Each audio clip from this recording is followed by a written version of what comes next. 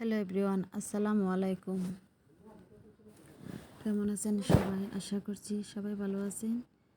নতুন আর একটি ভিডিওতে হাজির হলাম। আশা করি পুরো ভিডিওটা ভালো লাগবে সবার। আজকে দুপুরে খাবার দাবার শেয়ার করলাম। এখানে আমার এই প্লেটে আসলে দুপুরের ভাত, তো এখানে মাছ ভাজি আর খাসির কলিজা বোনা ছিল। তো আশা করি পুরো ভিডিওটা ভালো লাগবে। তো ধৈর্য সহকারে ভিডিওটা দেখতে থাকুন সবাই। তো এখানে আমি দেশি মোরগ বোনা করলাম। তো এখানে আমি পরিমাপ মতো মুরগির সাথে যতটুকু পরিমাপ মশলা লাগে ততটুকু মশলা দিয়ে আমি এখন মশলাগুলা কষিয়ে নিতেছি।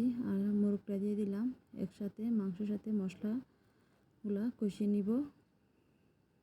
তো আমি এখানে পানির পরিমাপটা কম দিছি, তো অল্প পানি দিয়ে আমি এখন মাংসটা কষিয়ে নিব। আর এখানে আমি মাছ ভাজি করে নিছি। তো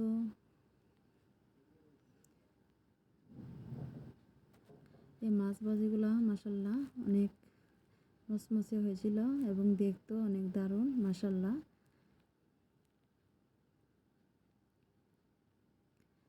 আর এখানে আমি কলিজা বোনা করতেছি। তো এখানে এটা ছিল খাসির কলিজা।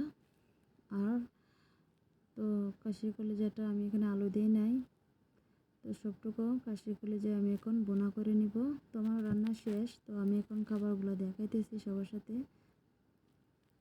আর এখানে কিছু মাংস আমি আলু দিয়ে রান্না করেছিলাম। তো এটা সকালের খাবার ছিল, তো সেটা এখন গরম করতেছি। আর এটা ছিল টমেটো দিয়ে মাছ রান্না।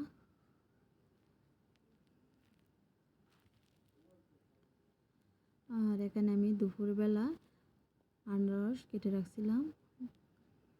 তো আনারসগুলাও মাশাল্লাহ অনেক মিষ্টি ছিল।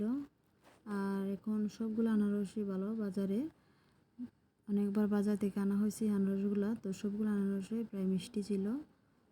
আগে এক সময় আনারস টক ছিল, তো খেতে পারতাম না, তবে এখন আনারসগুলো অনেক মিষ্টি।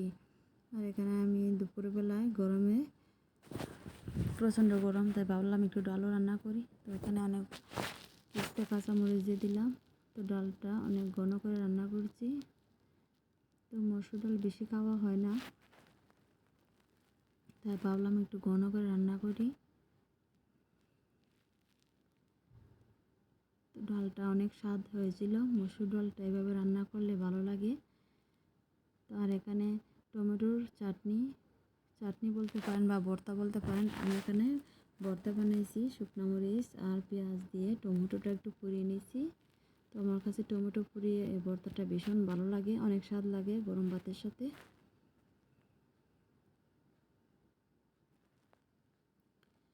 তো অনেক ধন্যবাদ ভিডিওটা দেখার জন্য।